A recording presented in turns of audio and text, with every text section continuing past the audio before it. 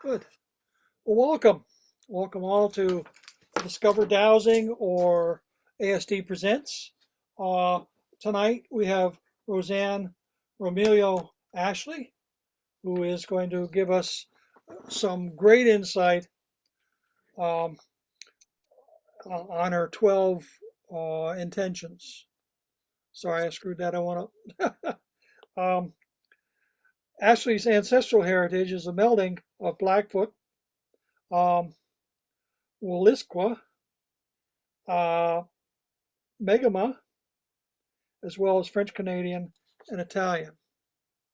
Um, she's a versatile artistic and graphic designer.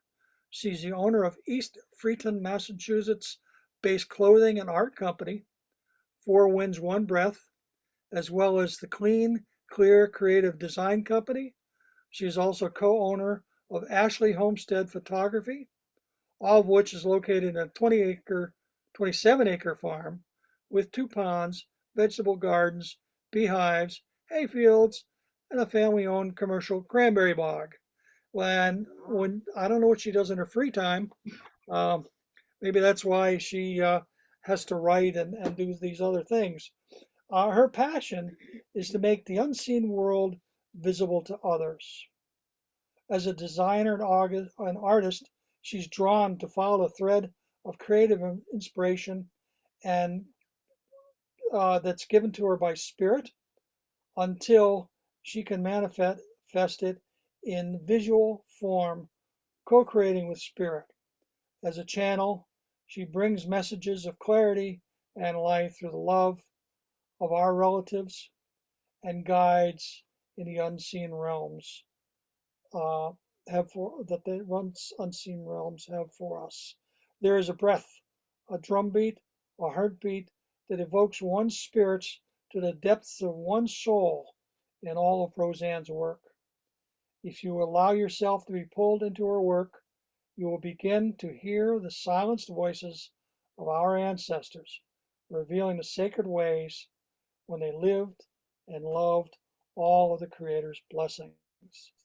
So without anything further, Roseanne? So in my culture, we say welcome relatives because we are all related. And I'm going to greet you all in my Blackfoot language. So I'm going to say, okay, ni tani ko mi kutsi gayo papukaki. So basically I say hello, and my native name is Red Bear Dreamer Woman. I've been following the Red Road, my ancestors, for over 35 years. They've been teaching me from the other side. I am very, very intuitive, very psychic. I have a lot of gifts and abilities. So my dear friend, Eagle Mother, 30 years ago, when we had a little women's group and we got together every week. She lived in Paxton at the time, Paxton, Mass. And she went out one morning to do her prayers, and she asked Spirit, and I think it'll be on your handout, this little backstory, just so that you have it. She asked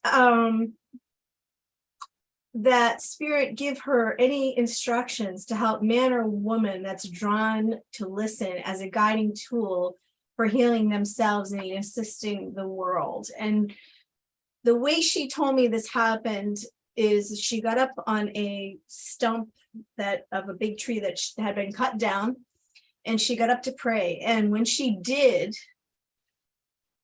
and asked Spirit for help for others, these 12 instructions came down in incredible clarity.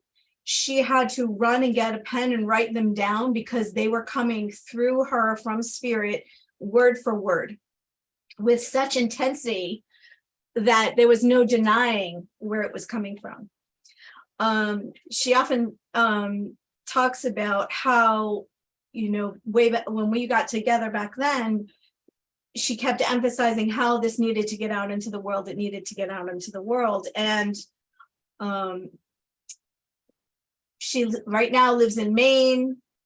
She tends not to go out in the world very much. So I'm kind of her voice in this. I'm used to being out in the world, and she asked me to spread the message for her to as many people as possible. Now, I would say there, if you've ever read the Four Agreements, the 4 Agreements is a similar thing, I would think, to the 12 instructions.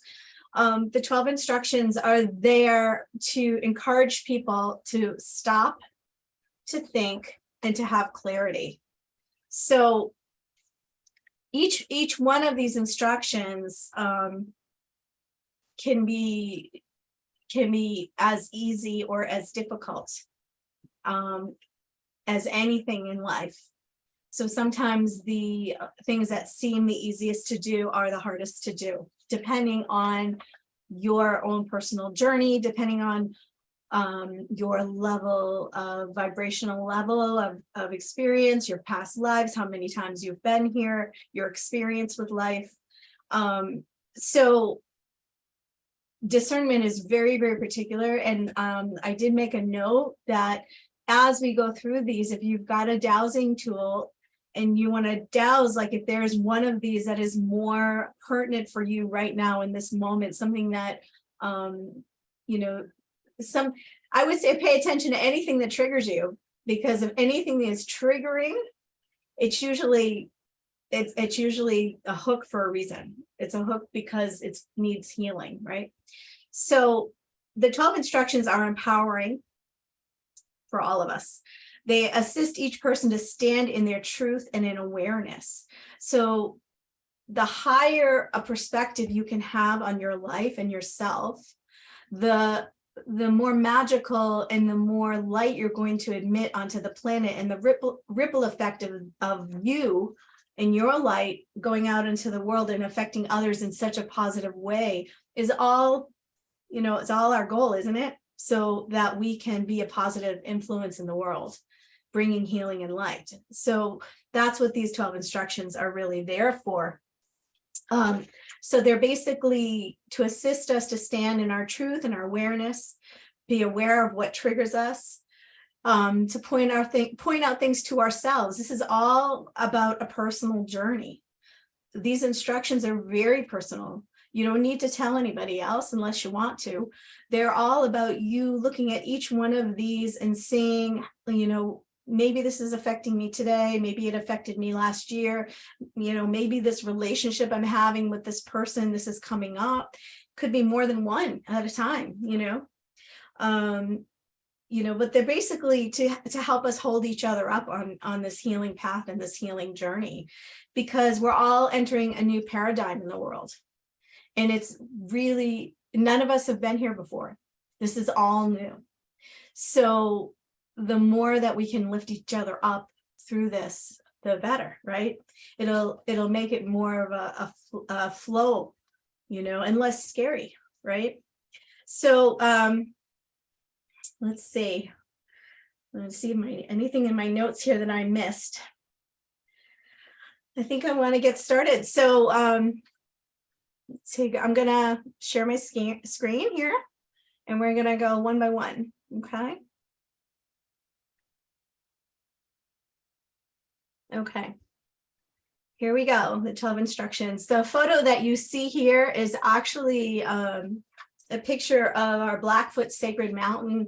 It is in the United States side, but it's on the border of Alberta, Canada.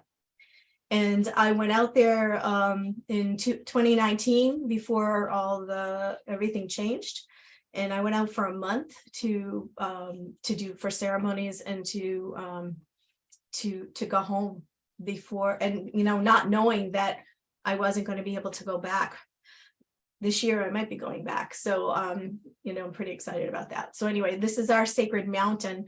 And so my chief and his wife will cross the border, and they'll drive up there in preparation for our ceremonies. Okay. All right, number one. So I'm going to go through these at a pretty good clip, and then kind of circle back or answer any questions. Okay. So number one is to make each other strong and nurture each other in everyday life. I already mentioned this, we need to hold each other up, right, and make each other strong. And it's this takes some discernment, and takes some inner clarity sometimes to catch ourselves and to notice things. Okay. In the society that we live in this colonized world, we're actually in a lot of ways taught the opposite. And so, and any time that we can turn that around and help others and nurture them from your heart, from a place of truth, knowing that each and every human being on the planet, there's no separation. We are human family. And so the more we can make each other strong and nurture each other, the more support we'll have. We're supposed to live in community, even though that we're all mostly separated in a lot of ways. I think I want to say too is this also pertains to when we're doing healing work for other people. So in my culture, we try to be like a hollow bone and not get in the way of the healing that Creator wants to do or Spirit wants to do on the person in front of us, whether it's a conversation or whether it's like energy work or Reiki or anything like that. I found that it's always best to get out of the way and let Spirit guide you, right? So we become only like participators in the person's healing. We're not the facilitator. We have to remember that. Ego has to stay out of the way. The pure healing comes through when we can get out of each other's way, right? Does that make sense? Okay. All right. Number two. Take away the fear and doubt that each one of us has about ourselves. This one's very, very interesting because a lot of us find ourselves on a path, and we actually almost doubt that we have the gifts to fulfill it, or we don't have the confidence to do what we need. The self-doubt, the worthiness all comes into this one. It's more about you have to address how valid you feel about yourself. So I want to talk about I have 7 grandkids through marriage, and when they were growing up, there's something I teach all of them, that when you were born, Creator gave you a gift that no other person on the planet has, and your job is to find that gift. It's like an inner treasure in your soul, and your life's path is to find that treasure and to share it. And there's no way another person can tell you this. This is your own personal journey. And a soul, usually until it finds that treasure that they have, that gift that they have to share into the world, doesn't finish what they came here to do. And people say, oh, I don't have a gift. Yes, everybody has a gift. Everybody came here with something that they are really good at, and that the world needs, that nobody else can do but you. And so if we can take away the fear and doubt that we have about ourselves for each other, so that we can get to that gift and share it, the more light goes on the planet, the more healing happens for ourselves and for everyone else. Because every time we do healing, inner healing, it ripples out to the world. It ripples out to your inner circle, your outer circle. It ripples out to generations that came before you in your own families and the ones that have yet to come. This is when we say we pray for 7 generations. We don't only pray for 7 generations in front of us. We pray for all of those that came before us as well. And so any healing that you do for yourself ripples out. It's a back and forth wave. And it is always uplifting of humanity because we are all related. Okay. Number 3, meet together at least once a week. Now, COVID made this very difficult, didn't it? It also does not mean physically. You know, when she first got these 12 instructions, we were meeting every week, and it was lovely. We thought we were fulfilling this, but really meeting together at least once a week it could be a phone call with somebody who's of like mind. It could be even meeting yourself. You know, you might have a moment of clarity where you sit down and you take the time to have an inner conversation with your higher self or your angels or whatever you believe in for guidance. And taking that time to connect with the unseen world at least once a week, if you cannot meet together with others of like mind, right? It's about being in alignment with the light, really. This one, okay? Let me see. Yep. So be in awareness at least once a week on your journey, you know, because the thing is too, it would be ideal to check in with others that are like-minded. And I don't know about any of you, but over the course of the last couple of years, my inner circle has gotten very small, and a lot of changes in relationship has happened, and it's because of the energies. It's not about it's personal, but it's also about everybody's healing journeys right now. And so a lot of relationships are healing and changing and flipping, and people that you used to talk to every single day, maybe you don't talk to right now, or you're taking more time alone. This all comes into this right now. This is very multi-layered, right? So number 3. Number 4, pray for the healing of the earth and ourselves. We are of the divine. We are of the earth. There is no separation. And so when the colonizers came to, we call Turtle Island, we call the United States Turtle Island, Canada, Mexico, South America, they did not the colonizers did not understand the indigenous people, because we are connected to the earth. Literally, we feel her breath. We know she's alive. I know many of you feel the same way in this group. And when we are all connected, so when we do our prayers, we pray not only for other human beings, we pray for the animals, the 4-legged, the 2-legged, the creepy crawlies, everything that has an essence of life, plants, animals. I say anything above and below the earth, you know. So praying for the healing of the earth and ourselves is really about coming together in praying for our community.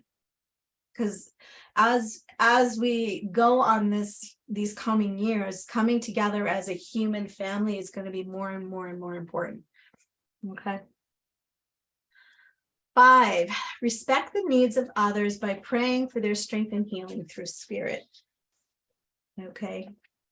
So this one is how we let me see. How can I explain this? So divine will is not our will. And a lot of times that people ask, I am in a position where people ask me for prayers often because of my place in ceremonies. So I'm often praying for others. But I have to come from a place of divine will, not my will, for the good of all and harm to none. And I always pray from that place. And I try to here's another place where I try to get out of the way in my praying. We can't, we don't want to beg God. It's very hard sometimes, especially if it's a child suffering or it's someone very, very close to you. But the higher of a perspective we can get on the whole situation, we can't see it the way Creator sees it. We can't see it the way Spirit sees it. So praying for their strength and healing through Spirit takes that and brings it to a higher place. Does that make sense?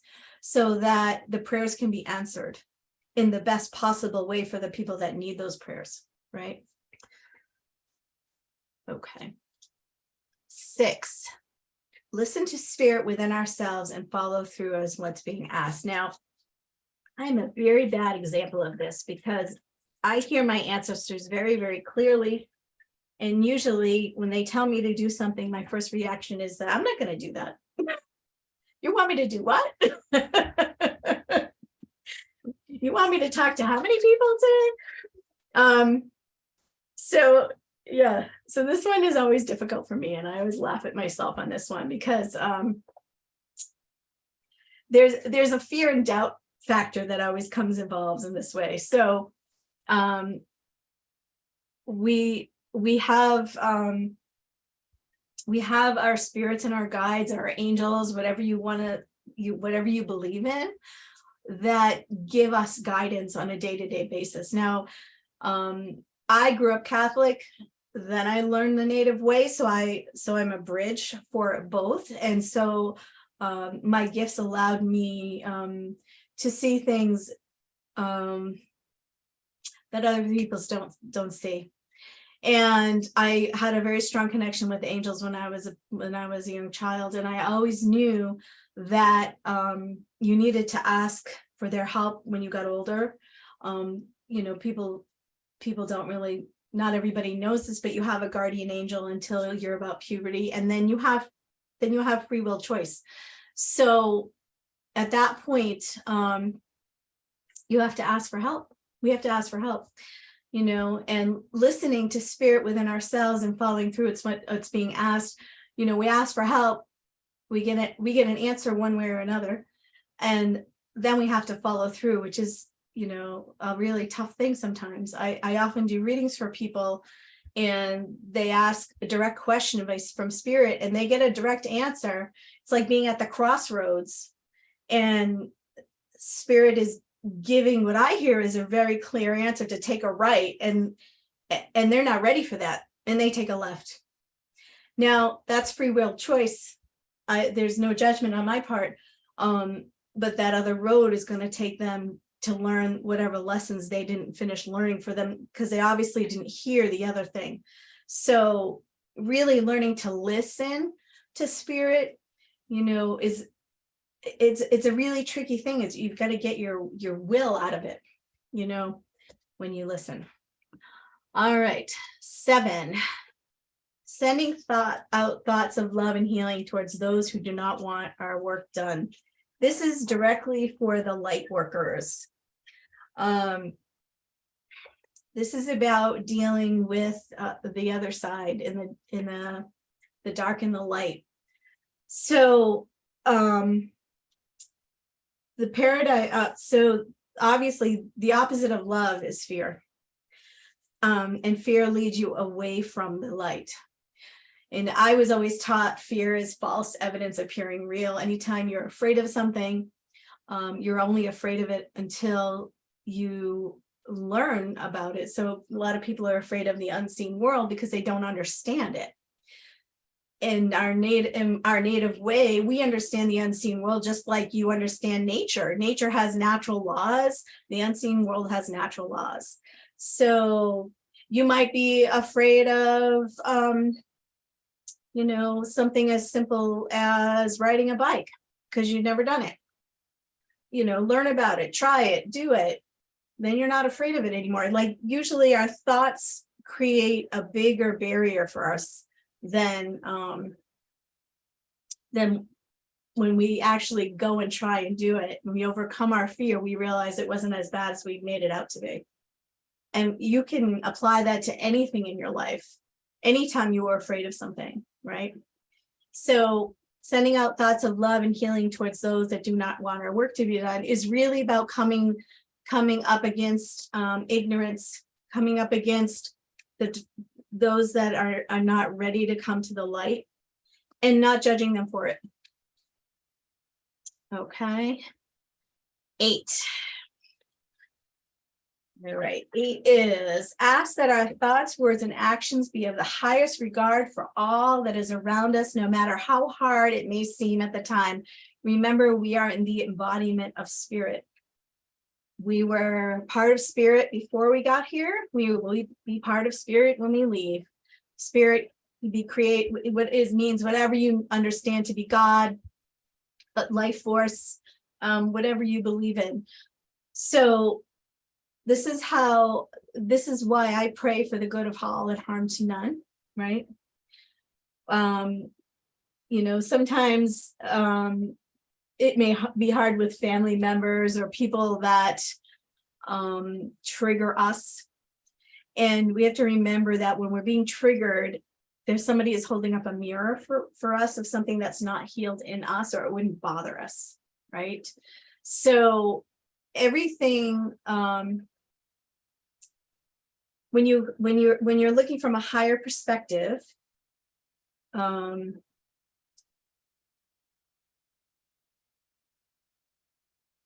anytime I'm trying to figure out a good analogy for this.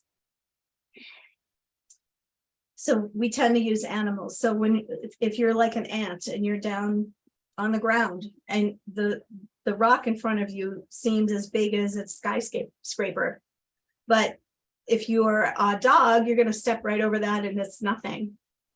And it's literally perspective, from being down so close to the earth and having such a small perspective versus having a larger perspective. In the human perspective, the eagle flying higher than us can see all the way around. So everybody is at a different level of understanding, and we have to really respect that. Everybody's here to learn, and everybody's here to better themselves in their lives and their soul's path. And so to ask for the highest regard for all around us, from our understanding, a soul's journey, some souls are very young souls. Some souls are like, I can say like a 5-year-old child. You're not going to expect a 5-year-old child to act like somebody who's 50. And so you've got people all around you that are souls that are all at different levels. Some souls are old souls, some are young souls, some are intermediate souls. And everybody is learning, and everybody's had to still grow from 0 to 50. But you can't judge somebody who's like 5 next to somebody who's 50. So, 7 to 20. I mean, everybody's at a different level. And so we have to remember that. It's not apples for apples when we look at, 2 people standing next to each other. Okay. 9. We are spirit's tool that the new and fifth world will begin as pure an energy as possible. So not a lot of people know about 5D. Some people do. Some people know about the shift that's happening. Not everybody does. It's really at the edge of everybody's periphery right now. It is the fifth world is still we're like, people are in and out of it. There's an energy shift happening, and it's got to do with our earth. Our earth is evolving. Our earth is going from 3D to 5D, and she's shifting and changing so that we have to too. So, but it's not a linear thing. It's not like we're all climbing the mountain together. We're all going to get there at the same time.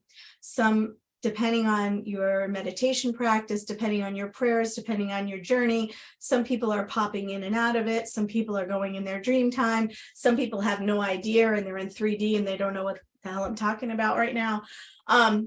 That's fine. It's happening, and everybody will know eventually because we're trying to shift the energy on the planet to something that is more loving and inclusive and caring, right? Okay, 10. We are responsible. We are responsible for ourselves. We are responsible for our choices that we make. We are responsible for our lives, for the future, for the collective. When I was younger, I used to have the gift of prophecy. I used to see things literally before they happened. At one time, I remember the earthquake in Oakland. I was on the East Coast, and I saw the whole thing happen on the West Coast as the bridge collapsed. So I have this ability, and we are responsible. So now my ancestors and guides have told me that they cannot show me anything in the future anymore, because all our choices are changing it. So what I mean is, if you're walking down the street with somebody, and say I had the guides say, oh, this person is going to take a left here, and in the last minute that person takes a right. Well, they've just changed the whole trajectory, not only for themselves but everybody else. So this is happening all around us. There is no end game now. We are creating it all in the moment, and this is why we are responsible. We are responsible for our lives. We are responsible for making our own choices, and we are responsible in our own ways for the collective, the energy that we're bringing to the collective. And this is why the more you can come from your heart, in a place of love, a place of joy, a place of excitement for the future, of picturing what we would like to have versus what we're afraid might happen, is really the dynamic here. So this one is as easy or as difficult as you want to make it. Okay, we're getting there. 11, take at least a half an hour each day to truly recognize our personal connection to spirit, whether it be through nature, song, movement, meditation. Just do it. Now, you might be somebody who gets up every single morning and does your meditation practice. Lovely. But if you're running off to work and you just don't have time for that, what I always tell people, even if just before you jump in the car because you're late, if you stand on your front lawn and close your eyes and take a breath and just connect to the earth for 5 minutes, or not even for a minute, just connect, take a breath and connect, you'll have a better day. You'll have balance in your day. You'll have just try it. You don't take my word for it. Just try it. It's a big difference. And if you start to have a connection with spirit every morning, and you remember to ask for help and or in whatever you're dealing with that day, or just remembering that it's not just you alone on your own little island, that you are connected to everything around you, it will bring you some balance in your life that you never expected. And it's a very, very powerful thing. 12, be tolerant. This one is an interesting one.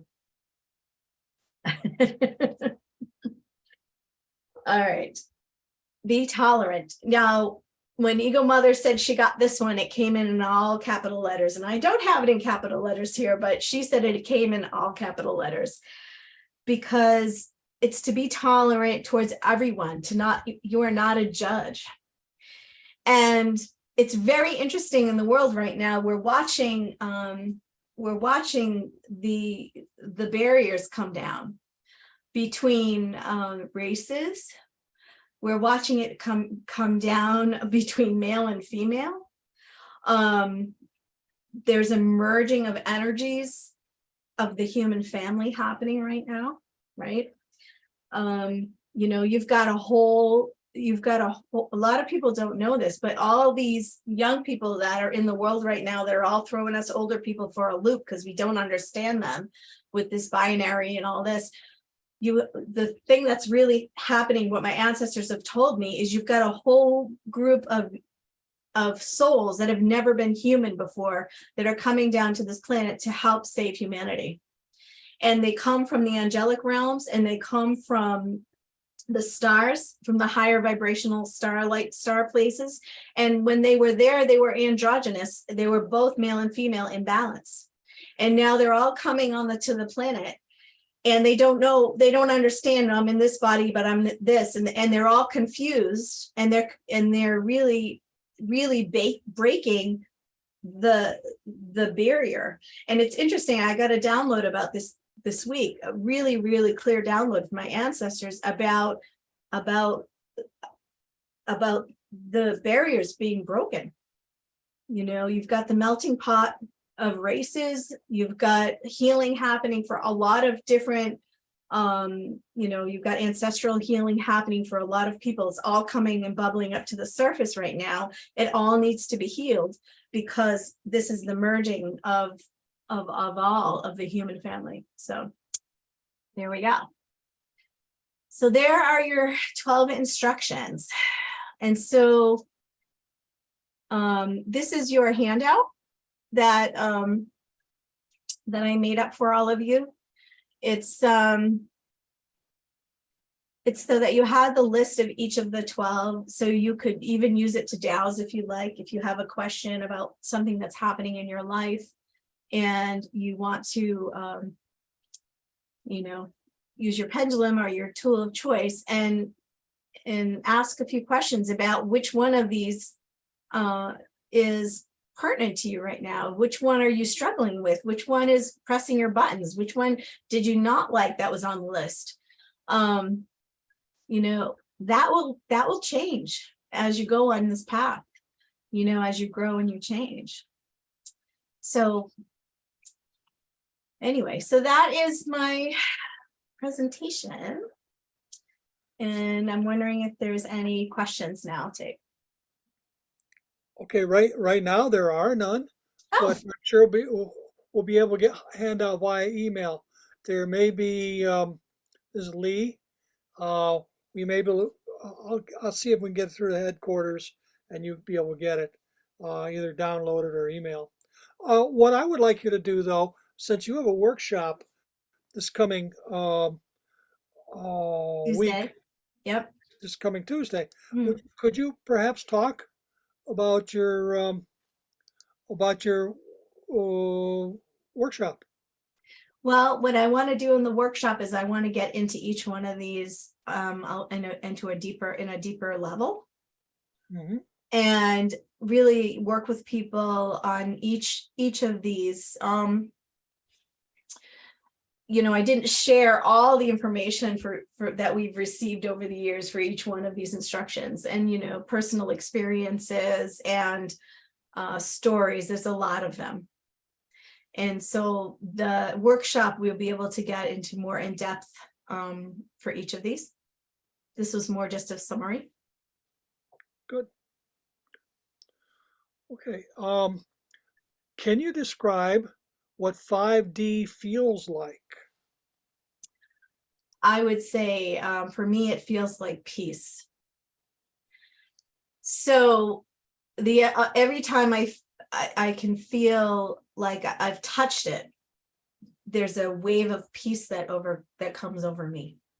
Whether I'm praying, whether I'm walking in the woods, whether I'm even designing at my computer, it's a wave of peace that is unlike anything that I really can compare it to. I mean, I think most of us have had a sense of peace, now and then. You'll feel more of it the more you connect to 5D, or the energies of 5D. It's about going to a higher perspective, and it depends on your level of awareness, really. Does that make sense?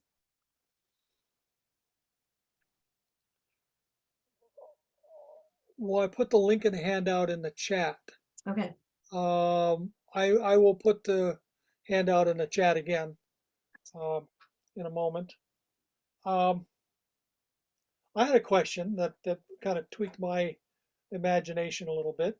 Mm. Um, you talked about the binary or the new folks coming in, Oh, the kids, yeah. the kids coming in that are kind of hard to figure out. Hard to. I thought it was just my old brain. No, it's the autistic kids too. You'll notice that a lot of the autistic kids are coming in with extreme gifts in one way or another. You know, some of them are incredible musicians, or they're incredibly talented with numbers, or they're coming in with a gift, and they're coming in as a challenge on purpose. They're coming into um, not frustrate us, but to teach us a new way of compassion, empathy, understanding. And anybody that knows one of these kids knows how special they are. They come in and you know, my you know, we have a lot of kids that we photograph with the photography business, and there's one I've been photographing since she was born, and her name's Kaylin, and she will be able to tell you every single bird that's in her yard and all of their characteristics and what they sound like. And so it's very interesting how they learn. They they're changing up how we perceive the world. Does that make sense? Good, good. Yeah. It's almost what were they? The Indigo Children from a few. Well, the indigo children, I mean, I'm considered an indigo. That was like years ago. That was like the first wave. That was breaking the barrier down. It was like the first troops that came in to change the the guard. The kids coming down now are really here. I think I want to say, when you're tapped into spirit, you have a lot of energy, and people wonder how come I can do so many things, run 3 businesses, paint, you know, we have horses, we have the farm. It's because of the energy coming from spirit. It's not me. And I'm very aware of this. And the more tapped in, the more energy I have. So these kids that are being born right now have crazy amount of energy, because it's like a faucet from spirit. And this is why they can't sit still in their seats in a classroom. And this is why they do better if they're outside in nature, or they're in an open situation, and not, we can't fit them in our school boxes that we had when we were growing up. They just can't do it. They can't deal with it. They're coming from a higher place of freedom that we could never even comprehend, you know. And you know, 3D is very, very dense energy, and they're coming in through that right into 5, and leaving our 3D heads spinning in a way. Like, how do we deal with these kids? Oh my God. I'm tired, you know. It's miraculous, and it's exhausting, and it's really special. Nice, nice. Thank you. Right. White Wolf, who might be Z or Sandy, asked, Mhm. can you use the instructions like angel cards? You could. That's interesting. I often pull cards in the morning after I ask my ancestors, what is the thing that I need to focus on today? I would say, if you wanted to cut these up and put them on little pieces of paper, and that would make sense. You could ask your angels, especially when we don't want to see one in particular. If there's one that's really triggering us, and we pull it out and we go, oh, there it is. We might have been avoiding, we might have really knew it was that one, but until we actually ask for help and then we pull it out, that makes sense that you could do that. Yep. I might actually suggest that to Eagle Mother, that maybe we should do a deck of cards of her 12 instructions. I would say that there's a lot of different ways that you can use these, you know. And Don says, do the ancestors say anything about why the COVID pandemic has happened? I would say what they're saying to me is it was so that you listen to your own internal voices to know what the truth was.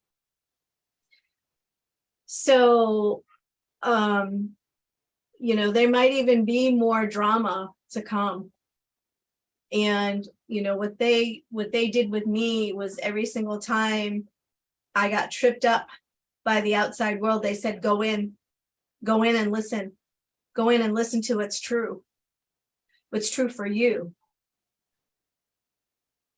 And it was to shift, they're saying the world had to shift, the world had to stop on the path that it was going on. And they're saying the dark thought that they were controlling the world with that.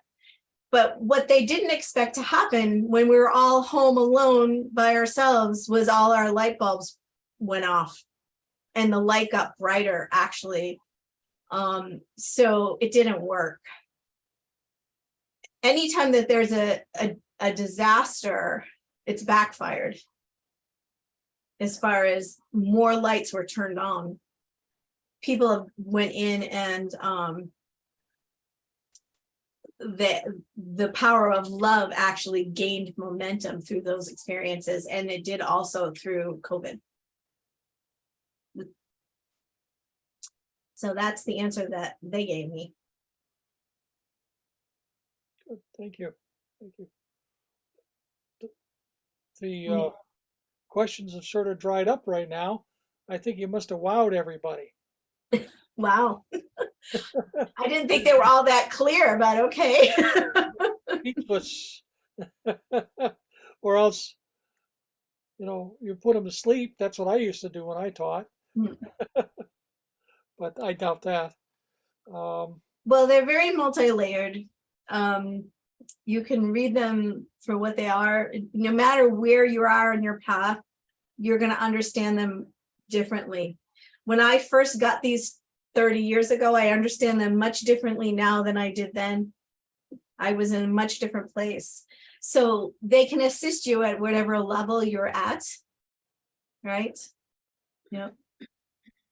And I did put a note on here. I had some books made up when I had done a show last year, and I have about a dozen left. If anybody's interested, they can contact me. I also want to end with a prayer. And I do have this prayer at the end of the book. Before you do this, Yeah. I think you answered this, but I'm not sure. What are the symptoms of touching 5D? I think you answered that already, but go ahead. A sense of peace. Mm-hmm. A sense of peace and joy. Yeah, a sense of peace, like you feel. I think the only way I can kind of describe it is if you've ever been on vacation and you just found yourself in this most beautiful place and you just took a deep breath that you haven't been able to take because you've been so busy with work, and you find this, and this is why everybody so loves to go on vacation, but you can find this anytime now. You find that place of peace if you touch 5D. It's not some psychic place you have to arrive to. I don't prescribe to that. Like, I don't understand it that way. I've reached it through prayer. I've reached it unexpectedly when I've been in the woods. I've reached it unexpectedly when I've been tapped into creativity.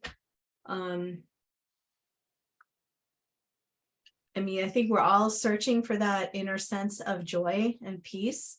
And anytime you feel that, it's a guiding light for you. Anytime you feel any joy or any peace in your heart, pay attention to what you're doing, because you're getting a little encouragement to keep doing whatever that thing was that got you there.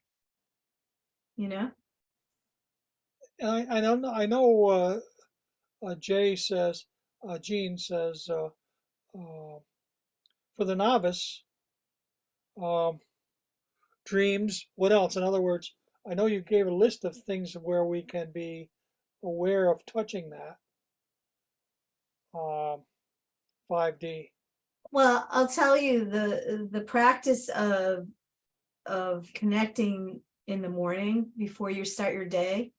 Will that's what got me there faster. Literally, I would go out and do ceremony every single morning. You know, you don't need to do that. You can do however, whatever practice. You could just smudge every morning and just do your prayers. But maybe have a ritual where every morning you do something for yourself for 5, even if it's just 5 minutes. Because if you can do that for yourself, you're giving yourself the love you need for your day, and you're connecting to spirit in a bigger way for guidance, and you're going to make better decisions for yourself if you take the time to do that. Thank you.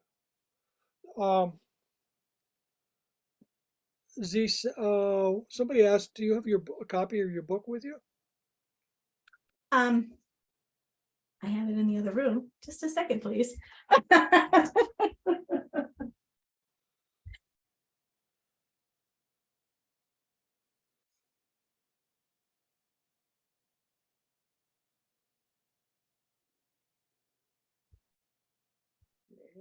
Here we go. It's just a small little booklet. When I printed these, I have my pen name Marie Dion underneath them because I had to copyright them for Eagle Mother, and so there's a whole little write-up about her in here, and there's photographs and little stories. Nice. And anybody who orders one of these, I will also include one of my journal calendars, because I have a lot of them left for 2023, and I'd be happy to include one. We're at the end. We're at the end of the thing. Jean would like to unmute and ask you her question directly. I don't know. Sure. Yeah. So let's see. Jean, where are you, Jean? Jean, raise your hand, would you? With your screen, so I can find you.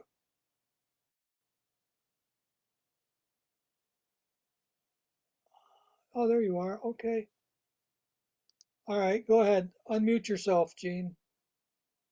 Okay. Hi, thank you. Hi, Jean. I was thinking about what you were saying about having the experience with 5D. I think a lot of us are having these experiences and not realizing it. We're not at the level that you are, and we may not realize that that's what's happening. So I remember seeing like different things about 5D over time, and they talked about the symptoms of, that happening in your life. And it seems unusual, and it makes some people think they're a little bit nuts. Like they might lose time, they might have like live dreams, they might have they don't have to be anything overly exciting, but it can be just very small little things that happen with different frequencies, and they change over time. We may not realize that this is what's happening.